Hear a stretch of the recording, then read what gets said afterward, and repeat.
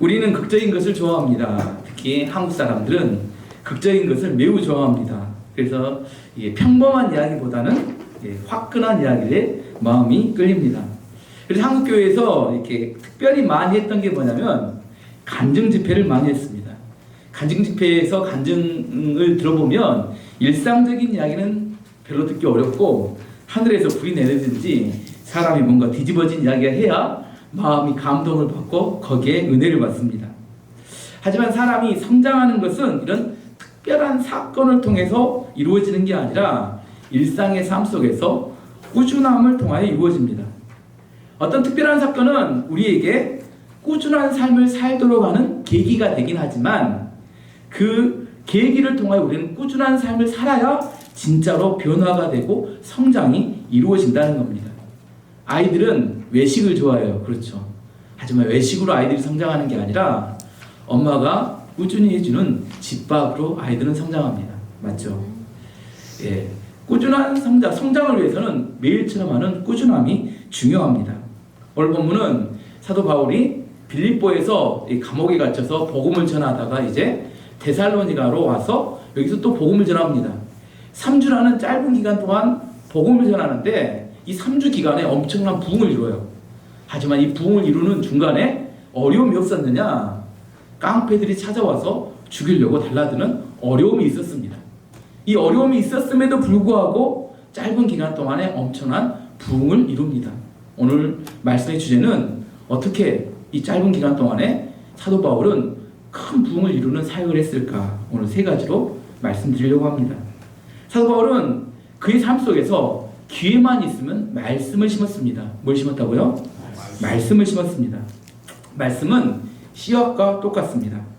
우리 땅에다 씨앗을 심으면 처음에는 조용해요. 아무런 변화도 나타나지 않습니다. 하지만 시간이 지나면, 이 봄처럼 시간이 지나면 땅 속에서 생명이 역사하기 시작합니다. 맞죠? 이 말씀도 마찬가지입니다. 이렇게 말씀을 들으면 처음에는 말씀을 들을 때 아무런 변화나 느낌이 없어요. 잠잠합니다. 하지만 시간이 지나면 점점 생명의 역사가 나타나기 시작하고 나중에는 몰라보게 달라집니다. 왜냐하면 말씀 안에는 생명이 있기 때문입니다. 우리 안에 어떻게 하면 믿음이 생기느냐? 제가 여러 번 계속 이야기했습니다. 어떻게 하면 믿음이 생겨요? 말씀을 들으면 생깁니다. 로마서 10장 17절 말씀 뭐예요? 그러므로 믿음은 들음에서 나며 들음은 그리스도의 말씀으로 말미암느니라. 우리 삶에서 정말 중요한 것은 말씀을 심는 겁니다. 지속적으로 말씀을 심으면 반드시 변화가 나타납니다.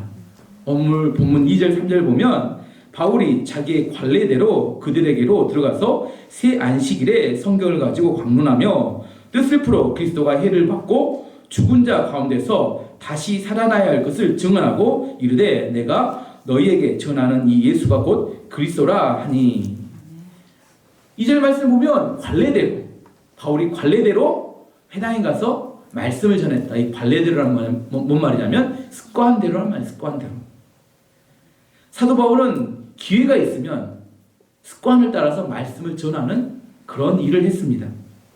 특별한 예배 때, 특별한 성경 공부 때만 말씀을 전하는 게 아니라 아침부터 저녁까지 기회만 있으면 뭘 전해요? 말씀을 전합니다. 여러분은 사람들 만나면 주로 무슨 이야기를 합니까? 드라마 이야기, 여자분들 주로. 남자들은 축구나 야구의 스포츠 이야기. 어떤 분들은 부동산이나 주식 투자 이야기. 어떤 분들은 애들 학원을 어디를 보내야 될지 그런 이야기. 또 나이 든 아저씨들은 무엇을 먹어야 몸에 좋을지 그런 이야기. 여러분 주로 어떤 이야기를 하십니까? 평소에 그 하는 이야기, 그게 바로 자기 자신입니다. 리더스 다이제스트라는 이렇게 잡지에 1979년에 47세의 독일인 프렌치 벤켄이라는 독일인이 기고한 글이 있습니다. 이분은 자기가 12살 때 1944년 12월 24일 크리스마스 이브 때 자신이 겪었던 이야기를 이렇게 그 글에 기고를 했어요.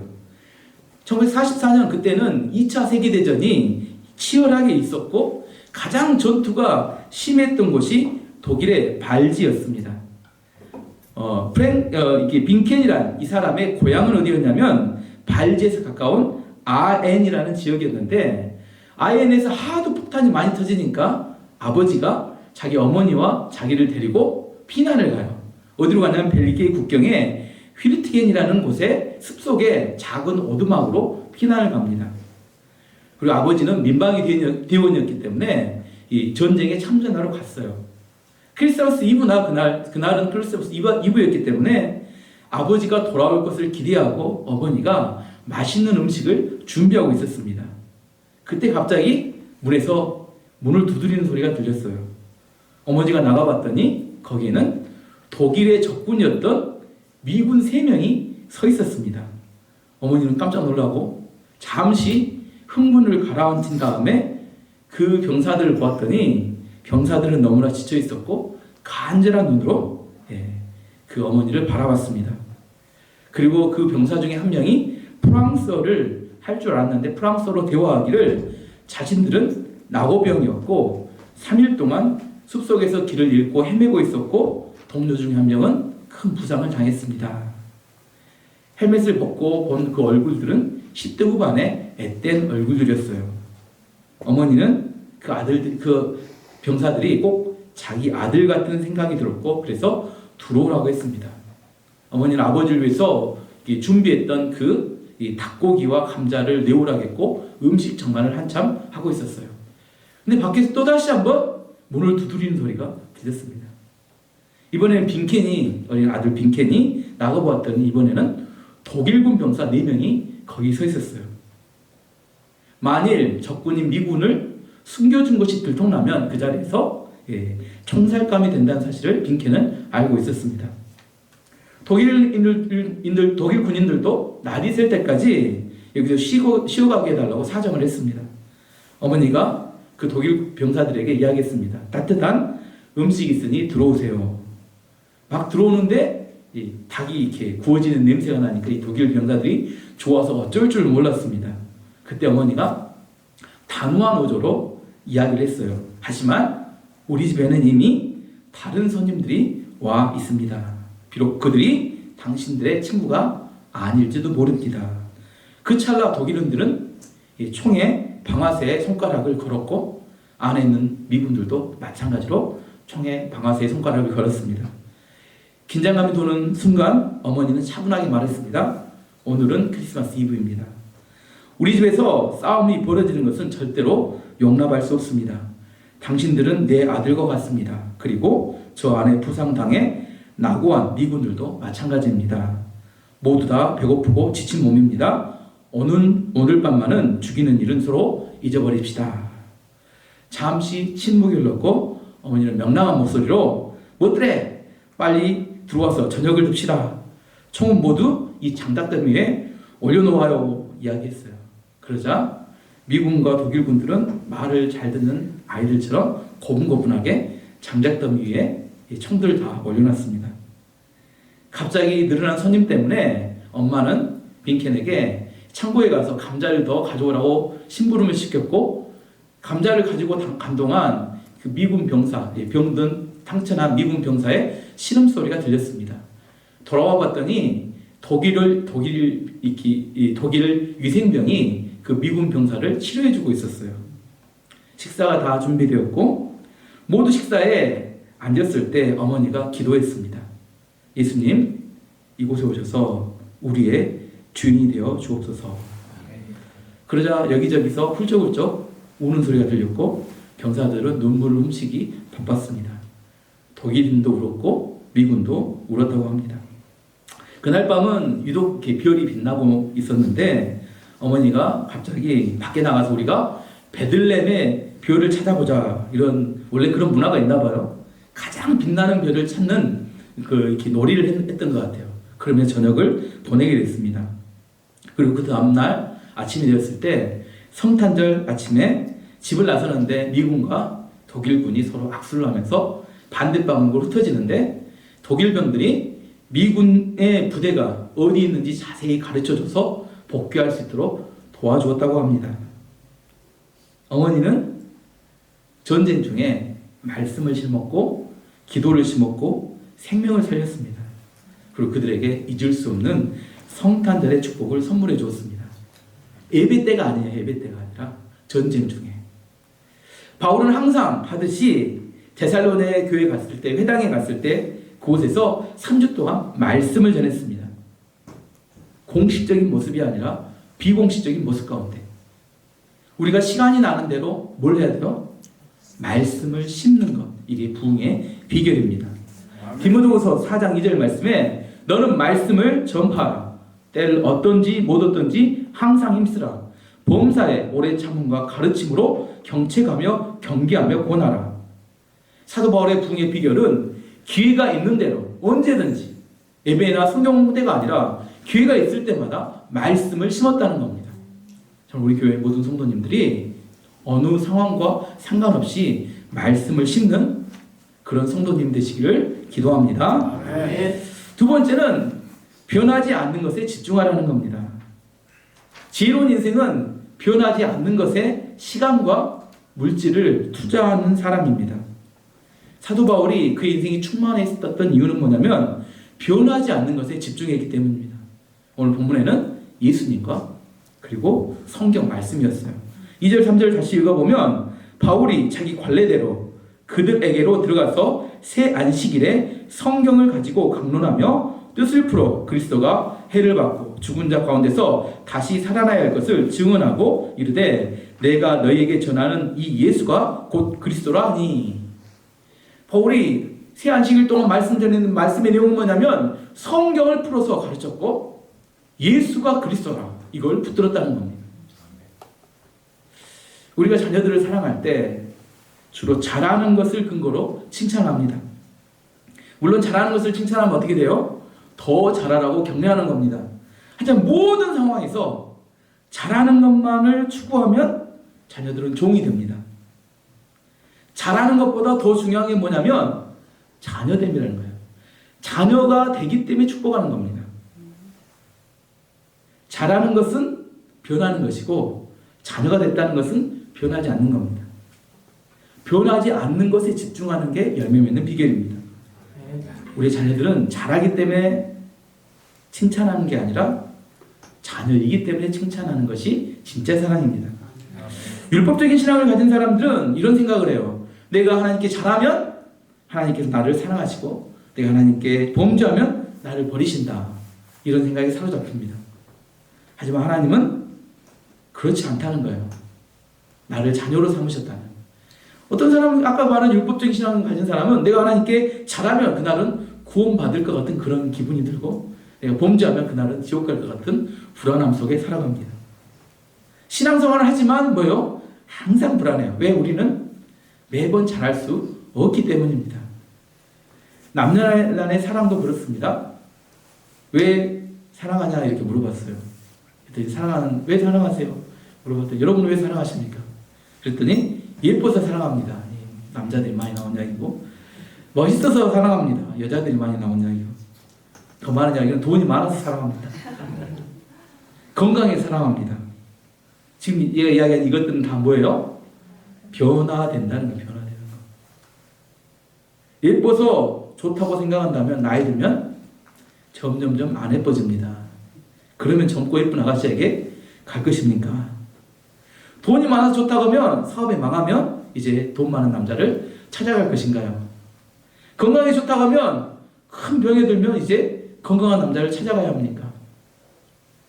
이런 변하는 것들의 근거에 사랑의 근거를 두면 반드시 사랑은 무너지게 됩니다. 너는 왜 나를 사랑하니? 이렇게 질문했을 때 가장 좋은 대답은 그 사람 자체가 좋아요. 이게 정답입니다. 어떤 조건이 있으면 좀 부족한 사랑입니다. 근거가 부족해요. 그냥 그 사람 자체가 좋기 때문에 사랑합니다. 이것이 가장 큰 사랑이고 진짜 사랑이라는 겁니다. 예, 진돗개가 있어요. 진돗개. 우리나라 진돗개는 유명하죠. 똑똑하고 충성스럽기로 유명합니다. 근데 이 진돗개는 궁견으로는 쓰지 않는데요. 혹시 아세요? 궁견으로 가장 많이 사용하는 개는 독일의 세퍼트라고 합니다. 세퍼트. 왜냐하면 진돗개는 처음 태어났을 때 주인을 한번 정하면 절대 주인을 바꾸지 않는다고 합니다. 무슨 말이냐면 세퍼트는 이 3일 동안 친하게 지내잖아요. 그러면 그 사람 주인으로 생각한대요. 근데 군대는 병사들이 계속 바뀌잖아요. 한 번 주인을 계속 주인으로 생각하면 이 군견이 되게 어려워요. 3일 친해지면 이렇게 주인을 바꿔야 군견으로 가능합니다. 근데 이 진돗개는 한 번 딱 주인으로 딱 생각하면 이제 절대로 주인을 바꾸지 않는데요. 예전 유명한 이 백구 이야기 하시잖아요. 백구. CF에 나왔잖아요. 이렇게 진도에 박복단 할머니가 이 백구라는 진돗개를 키웠어요. 근데 형편이 너무 어려워지다 보니까 이 개장수에게 이 개를 팔았습니다. 그리고 그 개장수는 이 백구를 대전에 있는 사람에게 팔았어요. 근데 7개월 후에 300km를 달려서 백구가 이 박복단 할머니를 찾아온 겁니다. 왜 찾아왔다고요? 진돗개는 주인을 바꾸지 않습니다. 저는 이 이야기를 들으면서 우리의 신앙도 잘못하면 개만 또 못할 수 있겠다. 진돗개도 충성스럽게 주인을 안 바꾸는데 우리는 상황과 환경에 따라 계속해서 냄비처럼 왔다 갔다 하면 이게 개만 또 못한 인생이 될 수 있겠다. 그런 생각이 듭니다. 흔들리는 세상 가운데 흔들리지 않고 열매 맺는 비결은 변하는 경기가 왔다 갔다 합니다. 변하는 사람들은 변합니다. 외모는 더더욱이나 빨리 변하죠. 이런 것에 뿌리를 두면 열매를 맺기 어렵습니다. 사도 바울이 단기간에 많은 열매를 맺었던 비결은 변하지 않는 것에 그의 인생에 초점을 두었기 때문이라는 겁니다. 자, 두 가지를 정리해보고 가겠습니다. 바울이 짧은 기간 동안 많은 열매를 맺었던 첫 번째 이유는 뭐예요? 기회만 있을 때마다 말씀을 심었던 겁니다. 두 번째는 변하지 않는 것에 집중을 했습니다. 세 번째는 뭐냐면 절망을 묵상하지 않고 희망을 바라봤다는 겁니다. 데살로니가에 복음을 전했어요. 오늘 본문에 보시지만 많은 사람들이 예수를 믿고 돌아왔습니다. 그런데 유대인들이 시기하면서 누구를 동원했냐면 동네 불량배들, 요즘 말하는 깡패들, 어깨들을 동원해서 사도 바울을 죽이려고 달라들었어요. 5절에 보면 그러나 유대인들은 시기하여 저자의 어떤 불량한 사람들을 데리고 떼를 지어 성을 소동하게 하여 야손의 집에 침입하여 그들을 백성에게 끌어내려고 찾으나 이게 얼마나 무서웠을까 저는 생각해 봤습니다. 우리 교회 올레벨을 드리는데 이런 어깨들이 한 20명 정도 이런 양복을 입고 깍두기 머리를 하고 들어와서 딱 뒤에 진을 치면 무서울 것 같아요. 저를 잡으러 왔다 오면. 사도 바울은 어떻게 했어요? 이 깡패들이 잡으러 쫓아다니니까 밤에 몰래 배려하러 야반 도주를 했습니다. 사도 바울도 쉽지는 않았던 것 같아요. 야반 도주했습니다. 사도 바울은 믿음이 강해서 강성해서 그들과 버티고 싸웠다. 성경에 그렇게 기록되지 않았습니다. 그건 여러분 생각이고 사도 바울 어떻게 했다고요? 야반 도주했다니까요. 사도 바울도 연약한 인간입니다. 근데 배려하러 도망가는 사도 바울의 마음이 얼마나 심란했을까? 제가 묵상해보면 심란했을 것 같아요. 제가 생각할 때 요즘 코로나 바이러스로 마음이 심란한 우리 성도님들과 비슷하지 않을까 그런 생각을 해봅니다. 용훈 집사님 어떠신가요? 우리 삶을 살다 보면 좋은 일만 있는 게 반드시 아닙니다. 좋은 일과 나쁜 일은 항상 함께 옵니다. 사도 바울이 복음을 전했더니 많은 사람들이 예수 믿고 돌아와요. 하지만 죽이겠다고 쫓아다니는 이 깡패들도 쫓아다닌다는 거예요. 누구를 쳐다보느냐에 따라서 우리의 인생이 달라집니다. 부정적인 사람은 꼭 나쁜 일만 생각해요. 10명의 친구들이 있습니다. 9명이 자기를 좋아해요. 1명이 자기를 싫어합니다. 부정적인 사람 누굴 묵상할까요? 싫어하는 1명을 맨날 묵상해요. 그리고 인생이 찡찡하고 괴로워하고 힘들어합니다. 항상 이야기하죠. 물컵에 물이 반 정도 차 있습니다. 절반밖에 없네 하고 이야기하는 사람이 있고 절반이나 있네 이렇게 이야기하는 사람이 있어요. 여러분은 어떻게 생각하나요? 절반이나 차 있는 겁니까? 절반밖에 없는 겁니까? 절반이나. 무엇을 바라보냐에 따라서 여러분의 인생이 달라집니다. 말씀을 전했더니 믿고 변화된 사람이 많이 있었어요. 그러면 사도 바울의 마음 가운데 선교사에게 신이 납니다. 근데 자기를 죽이려고 죽자사자 쫓아다니는 깡패들 보면 뭐예요? 절망하고 좌절하고 우울하고 이제 더 이상 선교사를 못 해먹겠다 이렇게 생각한다는 겁니다. 사도 바울이 그렇게 해서 베레오로 야반도주에서 베레에 가서 회당에서 뭘 전해요? 또 말씀을 전해요. 근데 또 이건 놀라운 역사가 나타납니다.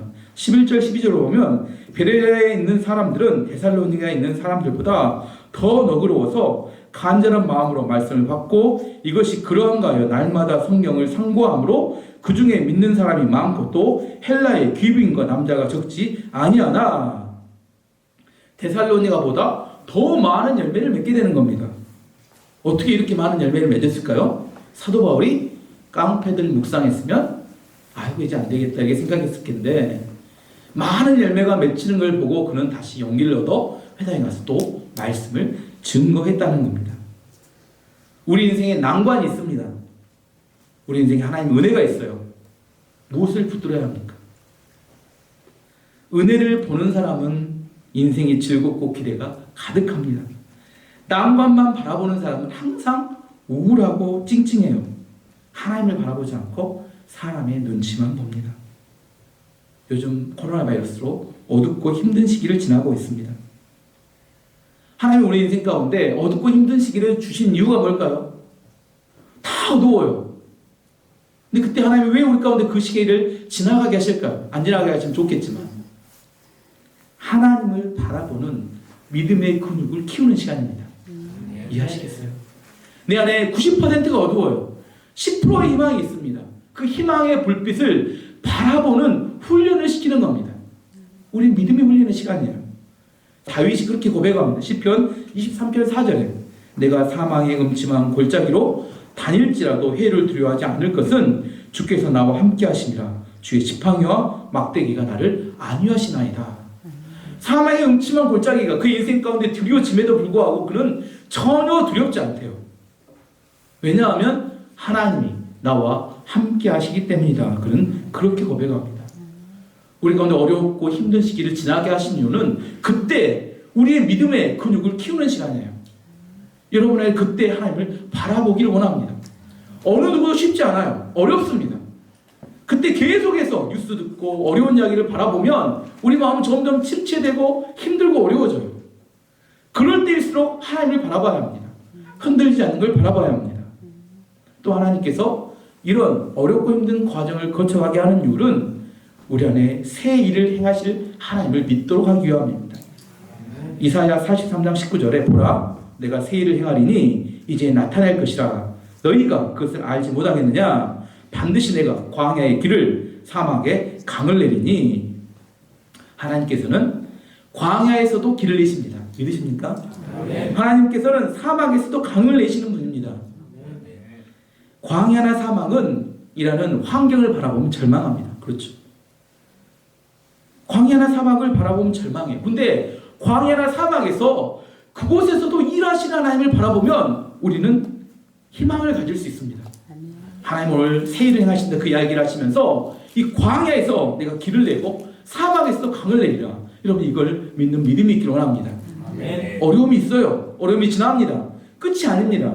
어려움이 있는 그곳에서 일하시는 하나님을 바라보면 하나님이 우리 인생을 반드시 역전시키는 그런 하나님이시라는 걸 믿으시기 바랍니다. 아멘. 우리 상황 가운데 다 사람들이 절망하기 어렵고 힘들다고 이야기할 때 내 안에 하나님의 믿음이 있으면 그때 우리는 희망을 심을 수 있습니다. 아멘. 여러분을 만나는 사람들에게 저는 여러분이 반드시 희망을 심어줘야 합니다. 할 수 있고 하면 되고 하나님 우리와 함께 하신다. 제발 절망의 전도사들이 되지 말길 바랍니다. 하나님 우리 인생을 붙드셨어요. 믿음을 주셨습니다. 우리를 구원하신 이유는 당신의 사명을 감당하도록 하고 우리를 부르신 겁니다. 절망을 바라보면 죽습니다. 하지만 희망을 바라보면 얼마든지 그것을 이겨낼 수 있습니다. 하나님의 사람들은 하나님이 어떤 상황에서 이길 수 있을 믿음을 주시는 사람입니다.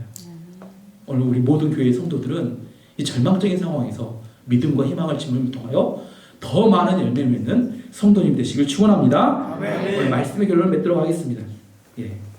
사도 바울이 선교 사역을 했을 때 어려운 환경에서도 부흥을 일으켰던 세 가지 이유가 뭡니까? 첫 번째, 말씀을 심었습니다. 두 번째는 변함이 없는 예수님 그 말씀에 집중했습니다. 세 번째는 절망을 바라보지 않고 희망을 바라봤기 때문입니다. 우리 교회 안에서도 희망을 바라보므로 많은 열매를 맺는 교회와 성도가 되시길 축원합니다. 함께 기도하겠습니다. 이제 함께 기도할 때 하나님 우리에게 어려운 상황에서 열매 맺을 수 있는 그런 믿음을 허락하여 주시기 원합니다. 지금 열매를 맺음을 통하여 하나님 영광 돌릴 수 있는 교회가 되길 원합니다. 많은 사람이 절망으로 이야기할 때 하나님이 광야에서 길을 사막에서도 강을 내시는 그 하나님을 믿고 우리가 그 믿음으로 선포함을 통하여 하나님께 영광 돌리는 교회 성도가 되게 해달라고 지금 같이 함께 기도하도록 하겠습니다. 아버지 하나님 감사합니다. 오늘도 우리에게 약속의 말씀을 주시면 감사드립니다. 바울이 데살로니가 교회와 배려해서 복음을 전하고 여러 가지 힘든 일을 당했음에도 불구하고 하나님을 신뢰하고 말씀에 집중하여 복음을 전했을 때 많은 부흥과 구원받는 역사가 있었던 것처럼 이 교회 모든 성도들이 하나님을 신뢰하고 의지함을 통하여 열매 맺고 하나님께 영광 돌리는 믿음의 교회가 될 수 있도록 역사하시고 인도하여 주옵소서. 주여 어려운 환경에서 위축되지 않게 원하며 주님을 신뢰하고 끝까지 주님을 의지하고 달려가는 믿음의 교회가 될 수 있도록 축복하시고 은혜를 베풀어 주옵소서. 아버지 하나님 감사합니다. 오늘도 우리 가운데 말씀의 은혜를 주심을 감사드립니다. 모든 성도들이 하나님 말씀에 붙들려서 이 어려운 시기를 이겨내기 원합니다. 주변 들려지는 아버지 하나님의 절망과 어둠 속에 소식에 우리가 흔들리지 않기 원하며 흔들리지 않는 예수님과 복음을 붙들고 승리함을 통하여 하나님께 영광 돌리는 믿음의 교회가 될 수 있도록 은혜를 베풀어 주옵소서. 감사드리며 예수 그리스도 이름으로 기도하였습니다. 아멘.